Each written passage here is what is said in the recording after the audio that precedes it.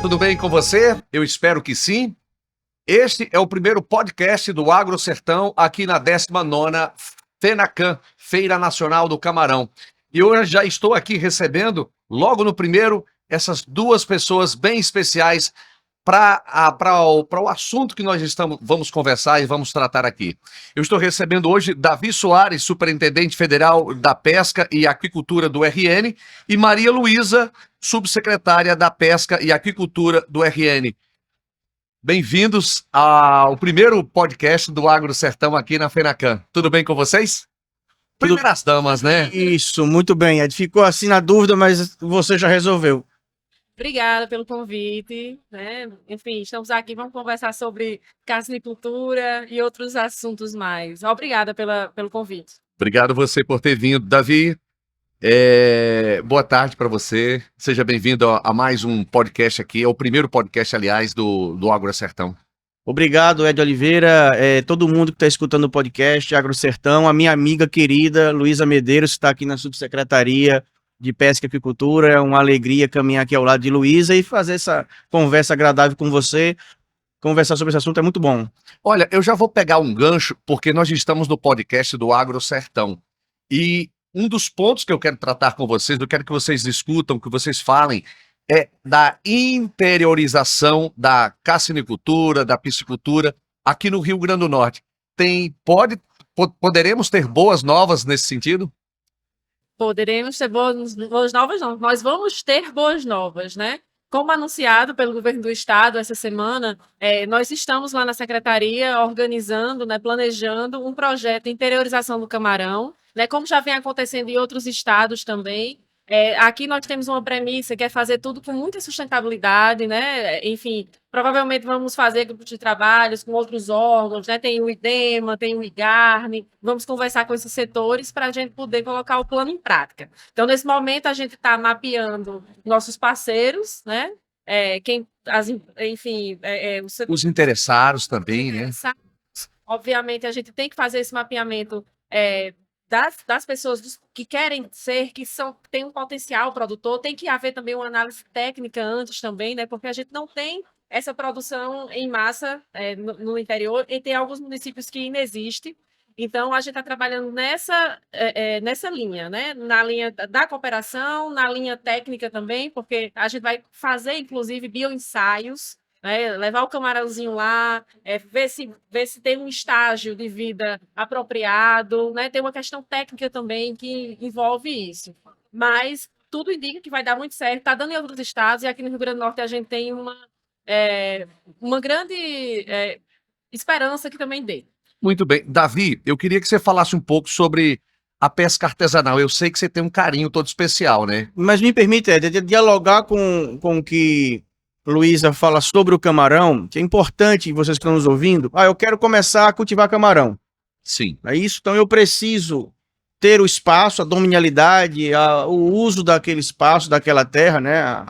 Nem precisa ser sua terra, mas se você tiver um documento que mostra que você está apto a utilizar aquele espaço para cultivar, ok. Você precisa de outorga, você precisa de licença ambiental, de um bom projeto técnico. Com isso formalizado, você vai conseguir ter acesso a crédito, você vai ter uma assistência técnica e, com isso, acesso a mercado.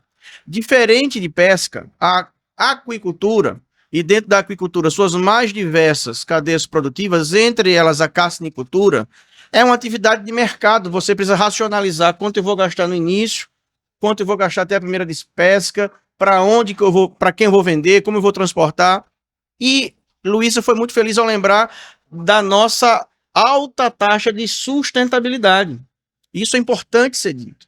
O Rio Grande do Norte, ele perdeu o espaço de primeiro produtor de camarão, não porque a produção dele caiu, porque a produção do Ceará subiu muito, mas a nossa chega a 90% de produção com licenciamento ambiental. A nossa produção, ela é muito sustentável, não há conflito ambiental na produção de camarão. Casos isolados, casos existem. Isso não significa que o Ceará não seja sustentável também, correto? Bem, nós temos uma taxa de licenciamento ambiental um pouco abaixo que a nossa, consideravelmente mais baixo que a nossa, que os amigos do Ceará estão resolvendo.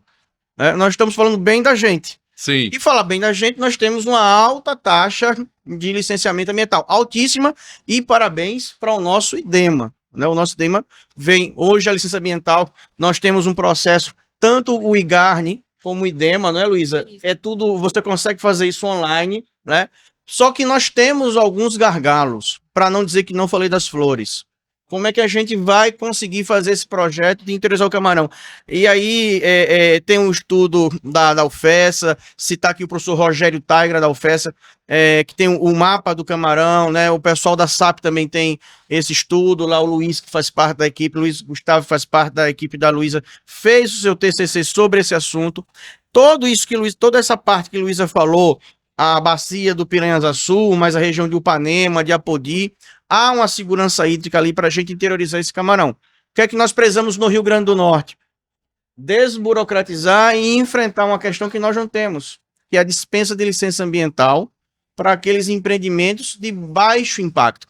É isso que está faltando para esse elefante voar na produção de camarão. E a governadora disse, olha, Luísa, você e Guilherme Saldanha cheguem aqui com a solução. E resolvam, né? E a gente quer chegar no próximo ano, já demandaram o ministério, o ministro teve com a governadora, anunciou uma série de ações. A primeira é o Terminal Público Pesqueiro, o TPP de Natal, está parado há 13 anos, Hélio. 13 anos está lá, uma obra gigantesca que o setor está precisando, está lá parado. E o ministro chegou aqui, disse, governadora, terminamos 2023 com o edital pronto, corrigimos problemas do antigo edital e primeiro semestre do ano que vem será realizada a concessão daquele equipamento para que ele funcione e atenda e resolva os gargalos do setor pesqueiro e aquícola no Rio Grande do Norte. Na abertura da 19ª FENACAN, ela ratificou essa informação e prometeu diante do ministro e tudo. Eu tenho uma dúvida, quem quiser dos dois pode responder.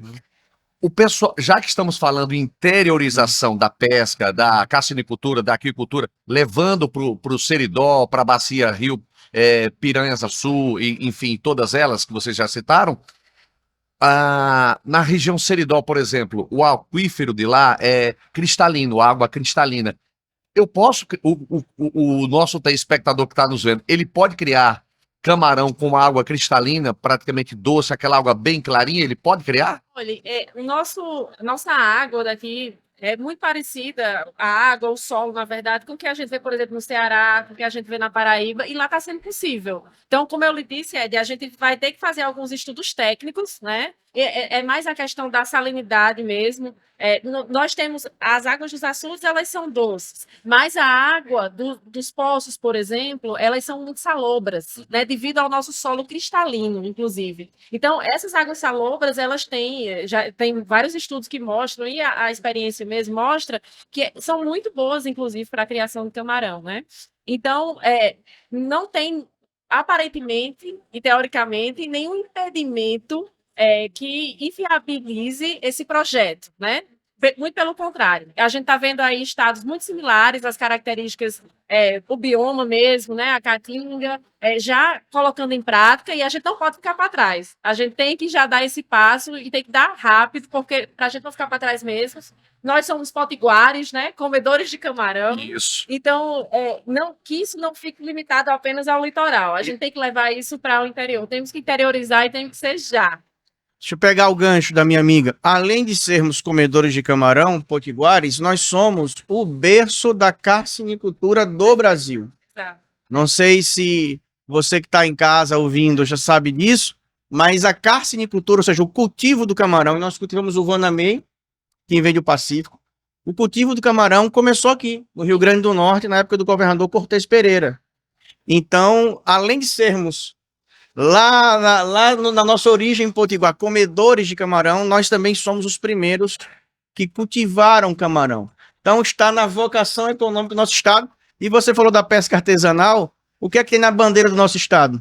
Tem um barquinho indo para pescar, né? É verdade. Isso aí também, que são dois mundos que se cruzam, mas tem as suas peculiaridades, são diferentes. A pesca e a aquicultura. A pesca tem outras características. E o Rio Grande do Norte, com suas 76 colônias de pesca, são 27 nos 410 quilômetros de litoral. A maioria estão nas águas interiores. Olha aí. Nós temos colônias, e Luísa sabe disso, ela acompanha, já tem um trabalho com as comunidades pesqueiras de outros tempos, mas nós temos colônias de pesca lá em Pau dos Ferros, na Tromba do Elefante, Itaú, Apodi, um abraço para Geraldo, é uma colônia muito organizada, Upanema, lá no Seridó, Boqueirão, Gargalheiras, aqui no Mato Grande, no Litoral Sul, nós temos a pesca artesanal em todo o Rio Grande do Norte. Aí você perguntava, os gargalos da pesca, isso daria pano para manga aqui para a gente passar. Você falou em gargalos, mas eu queria também provocar vocês e provocar, na verdade, e para esclarecer um pouco, é mais caro manter uma criação de tilápia, por exemplo, ou de camarão? Qual é o mais oneroso para manter isso dessas duas? Olha, essa pergunta você precisa conversar com alguém que está na produção diretamente, né? Aquele produtor que está lá está sentindo o peso de ração. Por que eu digo isso? Que cada caso é um caso. Porque se você for criar o panga ele desonera muito o custo de eletricidade. Ele respira, ele consegue captar. Ah, mas o camarão é mais sensível, é mais caro. Em compensação, o camarão tem uma despesca de 3 meses, 3 meses e meio. A tilápia já são 6 meses e tem que comer todos os dias. Então, são variáveis que você precisa considerar. Né? Se você vai precisar utilizar determinada tecnologia para fazer o equilíbrio de pH daquela água, ou se não. Então, não daria para responder de maneira assim tão ampla. No entanto, são duas atividades. Geralmente, você tem aí uma taxa de 30% a 35% de rendimento no investimento que você faz no camarão. Poucos investimentos lhe dão esse percentual, né? E a tilápia tem um mercado muito pujante. Nós temos aqui no Rio Grande do Norte, recebemos tilápia do Paraná, São Paulo. Ou seja, tem um mercado para tilápia. Então, cada caso é um caso. Essa propriedade está regulamentada, porque tem, infelizmente, ainda uma cultura de pessoas que, às vezes, dizem assim, olha, eu vou começar a cultivar e, se der certo, eu vou me regulamentar. Sem a licença ambiental. Sem a licença. Aí eu não vou contratar crédito por conta disso. Aí eu não vou poder me capitalizar devidamente depois da primeira despesca. Tem a questão da outorga da água. Tem a questão da outorga. Né? Então, assim, são duas atividades. Eu não queria dizer... É como você dizer assim, você gosta de qual filho, né? Foi bem complicado. As duas atividades são muito interessantes, geram emprego e geram renda. Ô, Maria Luísa, e você falou da interiorização. Eu queria provocar você com relação à temporalidade, a datas. Eu sei que é impossível agora. Primeiro vai ter que fazer um cadastro, estudar o campo, enfim, as pessoas fazer todo esse levantamento. Será que no segundo semestre de 2024 a gente já poderá ter algum já começando engatinhando, caminhando nesse sentido? A gente tem que ter. Na verdade, assim, nós estamos trabalhando para que seja feito, comece a executar em 2024 mesmo, no próximo ano, né? Eu sei que pode ser que as coisas fiquem mais complexas, que, enfim, que existam alguns gargalos, mas o que nós queremos, a nossa intenção é colocar para frente. A gente está nesse momento, nós estamos lá na secretaria fazendo o nosso planejamento, né? Já foi feita uma primeira etapa, que inclusive a gente fez uma comparação de dados, né, com os outros estados. Enfim, colocamos alguns impactos negativos que aconteceram em alguns estados no Brasil, de uma maneira geral, e as lições aprendidas com eles, para que a gente não repita aqui, né? E os pontos positivos também, que, obviamente, que nós vamos seguir.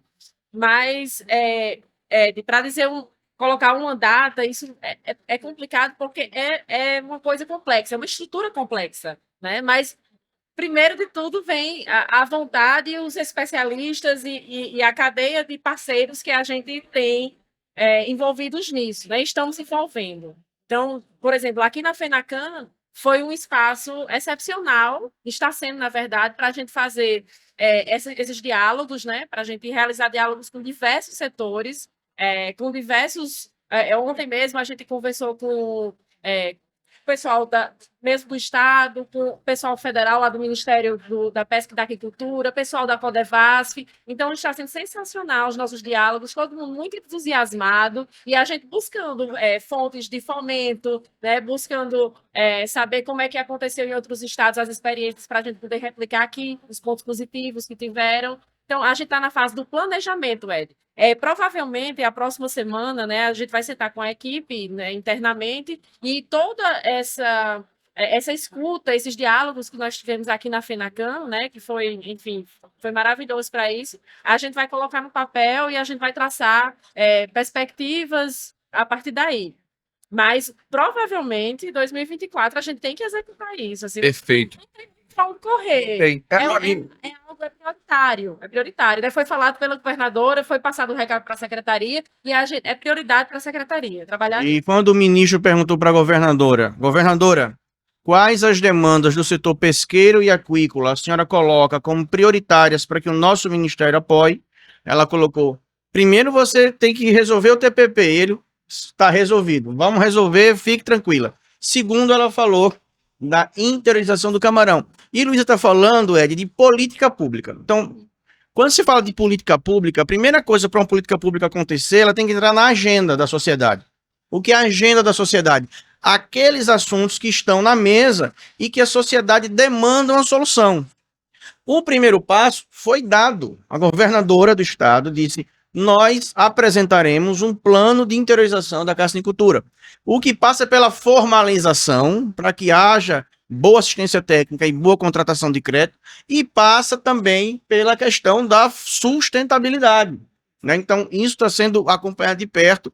E Luísa, que foi, não sei se vocês sabem, Luísa era gestora do CONEMA até pouco tempo, lá na equipe de Leon, quando o Leon estava à frente do IDEMA. Né? Isso, ela é muito atenta a esse aspecto. Mas veja, vamos ter que falar com as prefeituras, vamos ter que falar com o SEBRAE, vamos ter que falar com o Senar, vamos ter que falar com associações de produtores.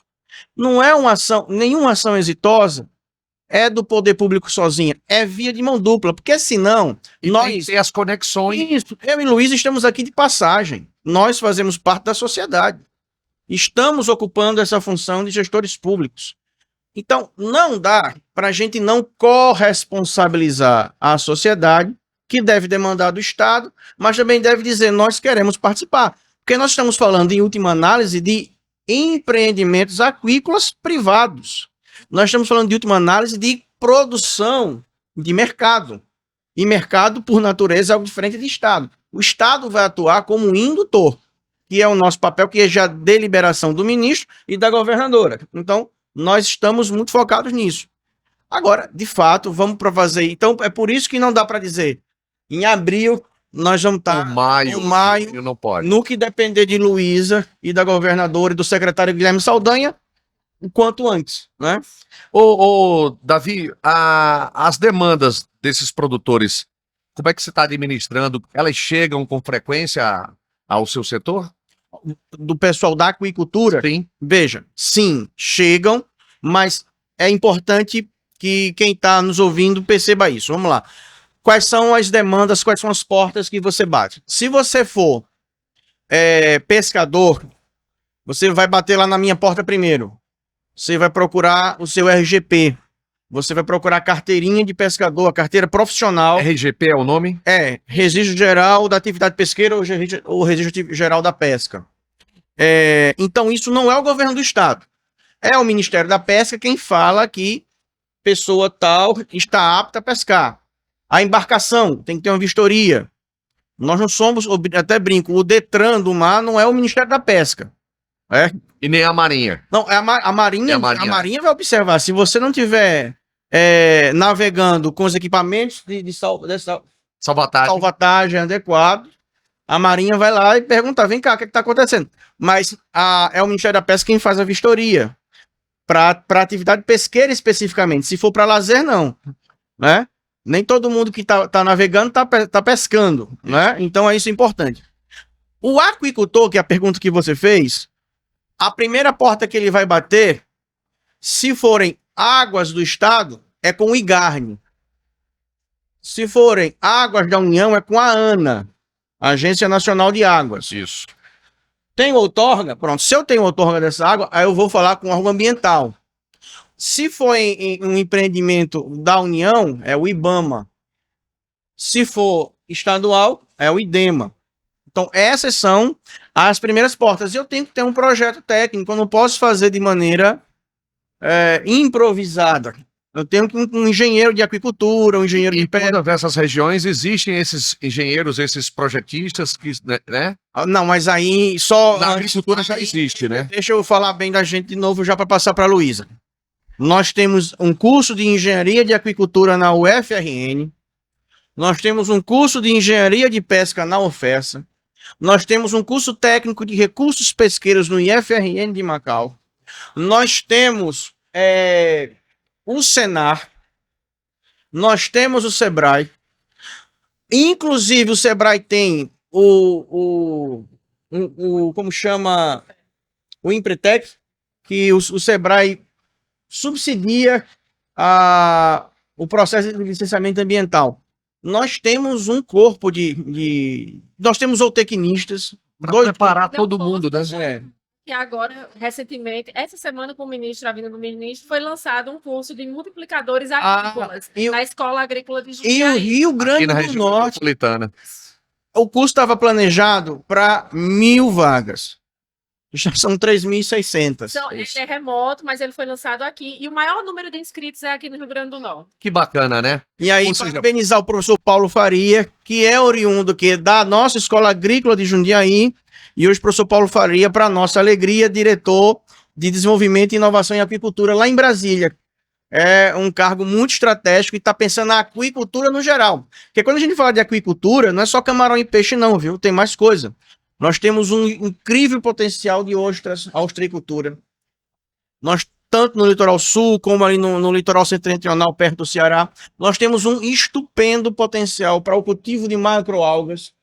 E nós estamos nas últimas tratativas, dia 29, inclusive nós estaremos lá com o IBAMA para apresentar todo o relatório que o IBAMA pediu.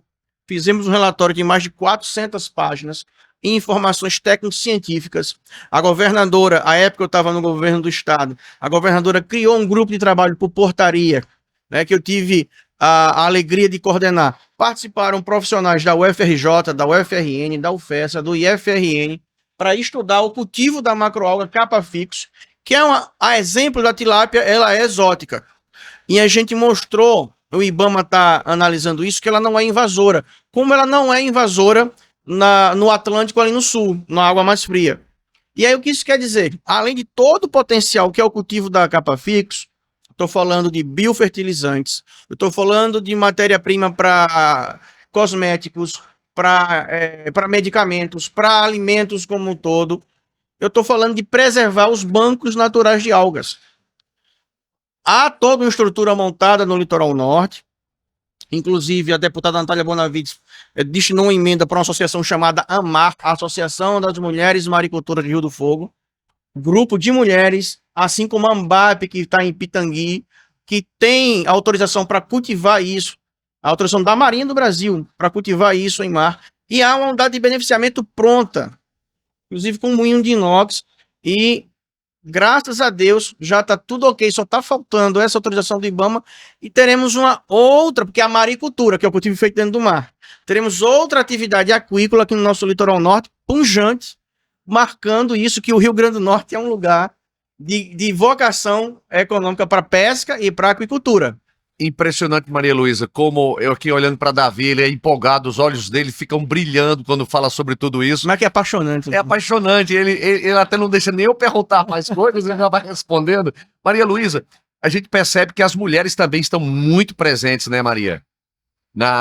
Em toda essa cadeia de produção, e tem que se tomar esse devido cuidado para também dar assistência às mulheres, né? Nós estávamos agora numa palestra de Adriana Toledo, que é do Ministério da Pesca e da Agricultura, e ela estava falando justamente isso.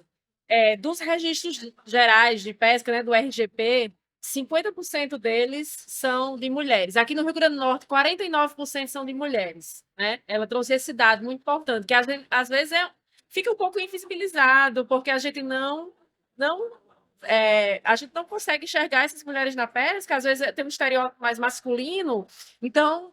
É algo parecido com o que aconteceu com a redação do Enem, mais ou menos naquele tema ali. É meio que invisível, não é? Seguindo essa linha, as mulheres precisam ser mais percebidas também. E precisam né? muito, Ed, porque existem muitas peculiaridades na mulher, na atividade que a mulher exerce. Porque, diferentemente do homem, a mulher pode adquirir algumas doenças, por exemplo, doenças ginecológicas, porque muitas delas ficam na água muito tempo, e aí pode, por exemplo, as marisqueiras lá já ouviu falar nas marisqueiras? Já ouvi sim. Então, nós temos as marisqueiras de Macau, em Galinhos, elas passam um dia mergulhadas naquelas águas, né? Imersas, né? Na água. Então, isso pode gerar alguns problemas de saúde femininos mesmo para elas. Sim, sim. Tem essa questão. E, de uma maneira geral, também as mulheres, ela estava mostrando um dado, a Adriana, do Ministério da Pesca, que as mulheres que elas têm, que tradicionalmente descascam o camarão, né? Elas têm também problemas específicos para elas, isso gera problemas específicos para elas, são atividades muito mais voltadas para mulheres, né? Então, assim, tem que existir políticas públicas voltadas para essas mulheres. Tem o prêmio, Davi, me relembra o nome, eu acho que é prêmio... Mulheres das Águas. Prêmio Mulheres das Águas, que é um prêmio agora feito pelo Ministério da Pesca, né, que está aceitando inscrições, inclusive, de mulheres que se destacam nesse setor. Sejam pescadoras, sejam mulheres gestoras da área, né, enfim, mulheres que têm alguma história com isso. E eles estão, se eu não me engano, até próximo ano eles estão aceitando inscrições.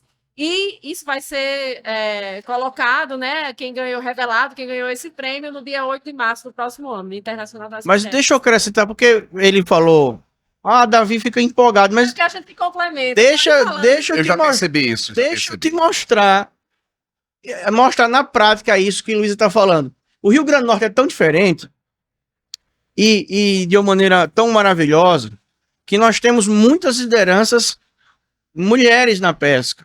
Sim. Olha, Natal com Dona Rosa, Jadeí lá em Maxaranguape, Ana lá em Muriú, Jofélia em Chuqueimar, isso.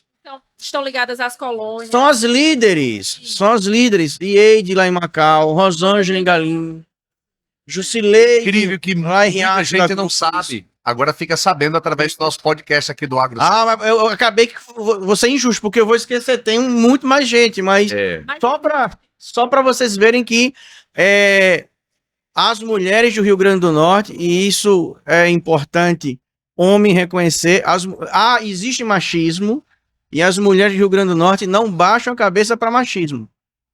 Enfrentam, né? Não é isso? E as pescadoras, elas são... Se você pudesse conhecer essas mulheres, são mulheres assim de luta, aguerridas, que estão ali na frente mesmo buscando os seus direitos, porque elas não têm os direitos delas assim de graça, tem essas peculiaridades, as questões das doenças, nada vem muito fácil. Então elas têm que botar o pé na porta mesmo e tentar. E enfrentam o machismo. Enfrentam o machismo. Elas enfrentam isso. Tudo. Essa experiência que eu lhe contei, que é um projeto lá do governo Lula 1, que começou a incentivar a maricultura no Rio Grande do Norte. E aí eram mulheres. E a princípio, os maridos não queriam que elas fossem para o projeto, passar pelaquela capacitação, aquela formação. E, de repente, nós tínhamos associações por 12, 14, 20 mulheres que passaram a ser elas as provedoras em suas casas. Olha que mudança social, olha que forma tão estrutural de mudar a vida das pessoas, né? Olha, é bom falar com pessoas empolgadas que respiram o que fazem, né? Transpiram o que fazem, que o entrevistador nem tem trabalho, fica só calado, só ouvindo. Esse foi o nosso primeiro podcast do Agro Sertão, aqui na 19ª FENACAM, Feira Nacional do Camarão, que acontece aqui em Natal, pertinho da praia de Ponta Negra. Eu conversei com Davi Soares, Superintendente Federal de Pesca e Aquicultura do Rio Grande do Norte, e ela, Maria Luísa, subsecretária da Pesca e Aquicultura do RN. Muito obrigado por vocês terem vindo e terem estreado aqui o primeiro podcast do Agro Sertão aqui na FENACAM. Muito obrigado pela presença de vocês e as suas considerações finais. Começando pelas damas, Davi. Por favor. Obrigada. É perigoso me deixar falar por último, porque ele já viu que eu falo muito. Ele falou, é uma conversa aí que vai conversar com quem fala muito. Eu agradeço demais a oportunidade da gente estar falando aqui de pesca. A gente está aqui num evento muito, enfim, um evento muito diverso, né? De vários setores, setor privado, setor público, universidades, né? E essa semana, em específico, está sendo uma semana muito produtiva, né? A gente teve segunda e terça-feira a vinda do ministro da Pesca e Aquicultura para cá, que deixou, eu acho que, assim, ele reposicionou a pesca e a aquicultura do Rio Grande do Norte, trazendo e provocando tantos diálogos e tantas ações bacanas que a gente vai ter, né? Terminal público pesqueiro, a questão da interiorização da castricultura, cultivo de macroalgas, muita coisa que está engatada e que a gente vai colocar para andar, né? Então, foi até foi uma provocação, foi um respiro, assim, a vinda dele foi muito interessante. E aí já colou com a abertura da FENACAN, né? Estamos aqui nesse evento, enfim, maravilhoso. E a gente vai acabar a semana, com certeza, muito motivados para colocar isso tudo em prática. Davi, só para encerrar, eu sei que você não vai falar de forma simples, mas são 13 anos que um terminal está esperando para que ser colocado em prática, em funcionamento. Então, eu queria que você encerrasse o nosso primeiro podcast aqui do Agro Sertão, falando sobre esse tema. E muito obrigado por ter vindo aqui. Primeiro, parabéns a você pelo brilhante trabalho. Você já tem uma trajetória que é reconhecida no Estado e que bom que você empresta a sua credibilidade para um debate tão importante como esse, né? E o pessoal que faz o Agro Sertão também está de parabéns, porque estamos falando de geração de emprego e renda, nós estamos falando de melhorar a vida das pessoas, é isso. É fundamental que a gente olhe para essa nossa vocação econômica aí, sendo dessa vez menos prolixo e direto ao assunto. É isso, gente. O terminal passou 13 anos, aí tá, as obras chegaram a ficar 90% concluídas. Houve uma judicialização ali em 2011, né? Se prolongou até 2017. Já era o Guilherme Saldanha o secretário. Chegou a fazer toda uma negociação com a construtora, então acabou o problema jurídico. No ano passado, ele recebeu, a partir de todo um trabalho da SAP e do IDEMA, a licença de instalação. Isso não é uma informação qualquer. É o único TPP que está para ser leiloado, que já tem licença de instalação. Então ele está pronto para começar a funcionar. Depois vem a licença de operação, mas já é o passo fundamental, né? E nós temos uma pesca industrial muito pujante. Nós colocamos atum, né? E aí falar com Arimar, falar com Gabriel Calzavara, que são as referências na área. Nós colocamos atum aqui em Boston, em Nova York, em Miami, em Los Angeles, né? Nós temos uma pesca industrial que gera muito emprego, que tem muita tecnologia. Para complementar, porque os dados são maravilhosos.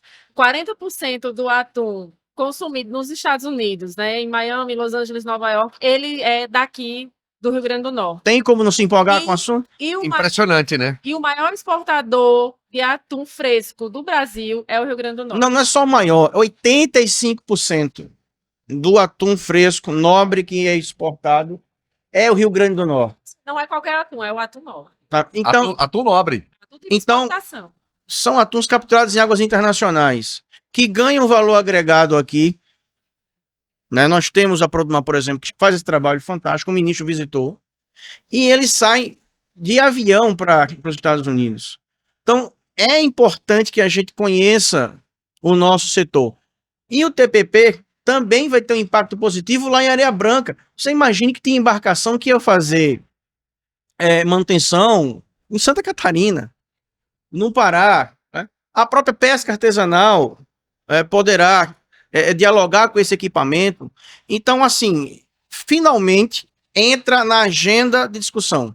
Finalmente entra no radar, entra na tomada de decisão. Então, a governadora Fátima e o ministro André de Paula, em nome do presidente Lula, decidiram, não é possível mais conviver com esse elefante branco. Isso precisa ser resolvido de uma vez por todas. E já, né? E já. Então, estamos muito animados, estamos trabalhando. Aí o pessoal do Ministério da Pesca lá em Brasília, a coordenação de infraestrutura e fomento, está muito dedicada a isso, para terminar o ano com tudo pronto, e aí no ano que vem, corrigindo, e a gente não quer falar do passado, mas corrigindo os problemas que estavam naquele primeiro Itaú que deu deserto, nós teremos agora ele funcionando no próximo ano. Olha, foi difícil encerrar esse primeiro podcast porque o assunto foi muito interessante e os convidados foram sensacionais. Obrigado pelo prestígio da sua audiência e fique ligado aqui no canal do YouTube do AgroSertão, youtube.com/agrosertão, e você vai saber esses e outros assuntos nós estaremos tratando aqui na 19ª FENACAN. Até o próximo. Tchau, pessoal.